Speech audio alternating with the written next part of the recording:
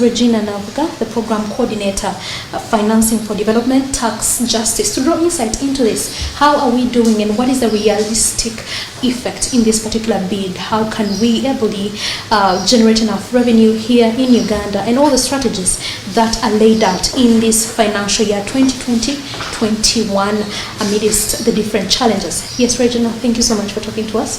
Thank you. Yes, let's first of all broaden the discussion and break down what we mean by domestic revenue mobilization. Thank you. By domestic revenue mobilization, it's usually the term we use is DRM. Basically looking at how government is mobilizing resources, mainly inwards. And that can be done by raising taxes, borrowing, basically through domestic borrowing. Like you rightly said, we need to look at the sustainability of whatever we do, and the best way is through taxation. Right. You and I contributing to that, to the national development, of course, ideally. But usually, most times we know that when we're raising revenue, taxes, it has a number of objectives. One could be revenue, but the other issues that we don't usually look at is repricing, trying to see that government is trying to channel investment in certain sectors, say cigarettes. If you don't want people to consume, ideally you put a tax and get some revenue. You impose a particular product, a high tax on a particular product. Exactly. Then redistribution, getting from those who have, like you, to me who don't have, ideally, balancing the equation. Then we have representation, it's a social contract. I'm paying my taxes, I need to participate in all these discussions. So those are the 4 areas. However, how this is raised usually raises the question, who is contributing? What are the gaps in the tax system, ideally? What are the tax policies in place? Who is not paying their fair share of taxes at the end of that day? Because we need to understand that if you don't pay your fair share, ideally there's someone else who is going to bear the burden at the end of the day. If I, Regina, am meant to pay my tax, if I don't pay it, government will also be going to be forced to come up with other measures. That's why you see increasingly there are indirect taxes that have been levied or put in place. Government will go in for the easy to collect taxes as opposed to these other hard taxes. So for us, what we are looking at is taxes should be raised in a progressive way.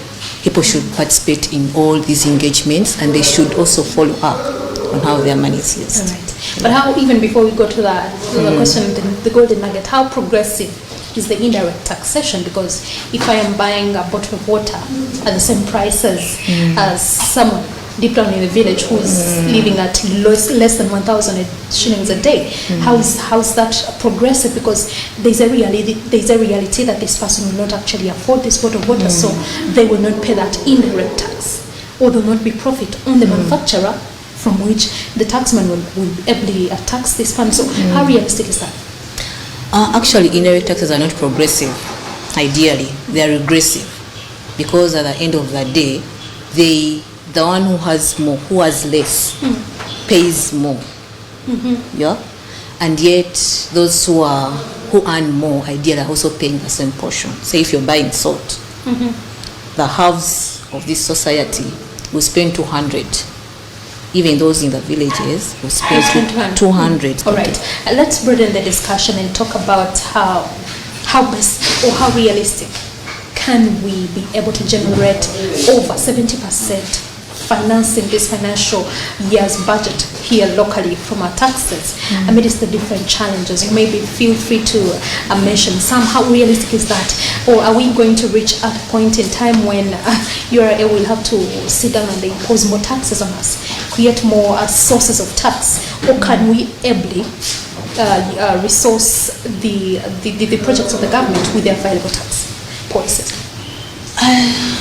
For me, I feel that whereas usually we have a target of 18%, I think that's well spelled out. But whenever government is collecting or whatever figures they share with us, its story is lower than the target. And our figure is one of the lowest. I think it's 12.5 vis-a-vis the target of 18%. And this also comes to the fact that there are a number of things that we are not doing right. Either it's a tax policy, we are not going after the people who are supposed to be paying, the tax administration, that the policy has been put in place, but then what is URA doing, what are the local governments doing at the end of the day? Uganda as a whole, and mobilizing resources, you need to look at where the money is going, which sectors at the end of the day need to be financed, so that you're able to tax them and they contribute to the revenue. The other issue that we are doing, or what we see in Uganda, is increasingly to borrow. Then, of course, what we've noted as SEATINI and other civil society organizations is you borrow, but you don't pay the principal, you're paying the interest over time. That means that burden, you're extending it to the next generation. You know, the challenges that they will be facing, it's us who are causing them right now. So for us, we need to balance that discussion, and we need to raise the taxes progressively. Everyone should be paying, so that no one is feeling that pinch more. Let's look at the gaps in the tax policies that are going to lag us behind, even from this optimism that we have, that we can actually sustainably create a revenue base that can run here in Uganda. For the tax policies, you know, we have the Income Tax Act, VAT. Broadly, what we have noted is exemptions. The list is growing every now and then. First, we are saying, hey, government needs to limit on whoever is getting the exemptions. And there's this selective giving away of tax incentives. I'll give you an example. If we are in the dairy industry, or we are competing in the same, I'll use a sector, say maybe labor, you will approach Minister of Finance, depending on, of course, your bargaining power. Will you be able to get an incentive? And the same player in the same industry will not get the same. So ideally, even when you're competing, you're not on the same ground. That creates the unfavorable competition. We've seen tax policies around issues around multinational companies, DTAs, and for us as SEATINI, we're applauding government that they're trying to revise some of them, the double taxation arguments that are being used by a number of countries, you know, to create, they play around with the loopholes in the laws and they dodge the paying taxes. So government is fast tracking that, and CSOs like SEATINI have been participating actively in that. The other tax policy issue that we need to look at is issues around the digital economy, you know, globally now everything is e-commerce. So Uganda, how do we benefit? Does the money go back to the developed countries? Among other things, you know, what should Uganda do to ensure that companies that have a physical presence in Uganda are paying some money of their income? Not necessarily tax holidays that they keep getting away with. Exactly, not necessarily targeting the end user like OTT, which is unfair. Yeah. Because now looking at some of the tax policies, I expect that this is where we need to get back to book and look at some of the things that we're taxing. Are we taxing things that Ugandans are willingly consuming, and that way they can willingly pay this tax, even indirectly or directly? Because you'll agree with me that OTT, even in the various reports that we received from World Bank, precisely show that we have failed to get the targets that we expected to get of OTT, because first of all, people shun it, and others that are using the internet and the social media have the VPN. So with all that being said, and we have a target to meet, how best can we create, or how best can these tax policies be revised to ensure that Ugandans are paying the tax and they're not feeling that burden? Because I believe that's one of the characteristics of a good tax. Government needs to ensure that citizens have confidence in the government. Like for people who are dodging OTT, ideally it's by choice. It's not that they don't have the money. but they choose not to pay. You feel like if they saw where the revenue was going, they would able. Exactly. If government was able to explain to them, I think they've explained over and over, but because they know the motive is sort of not so clear. So people choose, that, I will not pay OTT, than they use VPN.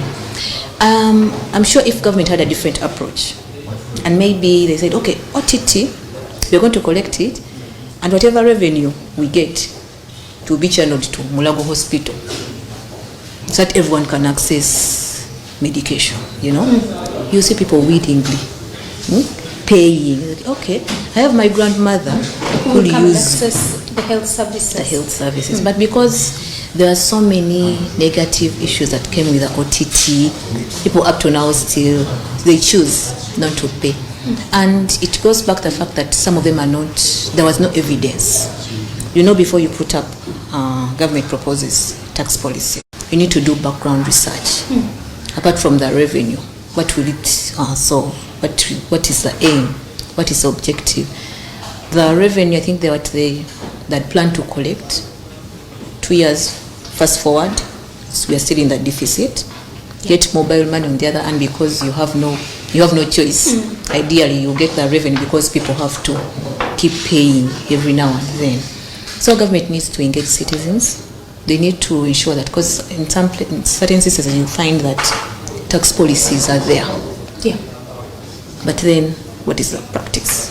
Sure. So it's something that we are thinking about, that we are like, okay, if the policy is there, who is not doing their job? What are the causes? And we need to start thinking broader, beyond now Uganda. Now we are opening up our economy, Who is benefiting? If Uganda is saying a citizen is now an East African, and Kenya is not doing the same, how is that policy affecting Uganda? The ground is not leveled for everyone. The other tax policies I think that we are also looking at is ensuring that companies that perpetually declare losses without even any justifiable reasons. For you get a tax holiday. I've declared. You come, you get a tax holiday, Uganda, 25 years. I think it's done. You say, okay, then maybe if that's done, then I'll come up with other ways. I will ensure that my expenses are more than the revenue, so that you declare, I didn't make any profits.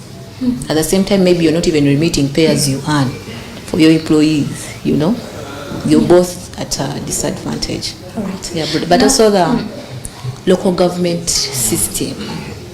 Government needs to look into that. If you want services closer to the people, what are you doing to help the local governments survive?